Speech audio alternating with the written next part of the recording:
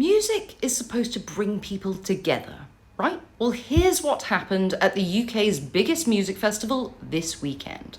Free, free! Free, free! Free, free! Death, death to the IDF! Death, death to the IDF! Death, death to the IDF! That was the punk duo Bob Vylan performing at Glastonbury. Chances are you'd never heard of them before Saturday, but now you have, because they just showed how gaslighting Jews can be a ticket to fame. Here's the thing. Before October 7th, when 1,200 people were slaughtered by Hamas terrorists, including hundreds at a music festival just like Glastonbury, Bob Vylan had never said a word about Palestine.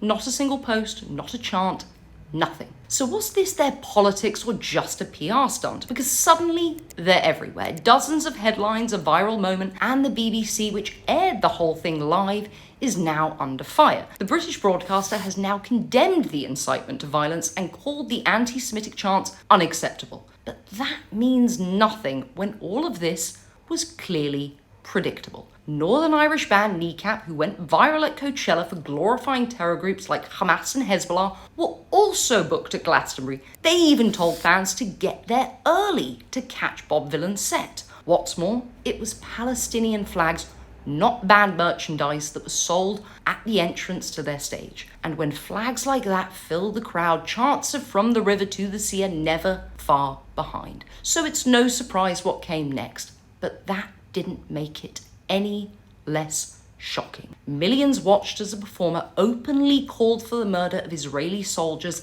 and tens of thousands cheered him on. So let's wrap up. Kneecap, which glorified terrorist groups like Hezbollah and Hamas, lost its US representation but gained a whole new fan base, one that isn't there for the music. Now Bob Vylan is following the same formula. And if their next show has a bigger crowd than usual, well, it turns out being an anti-Semite in the entertainment industry pays.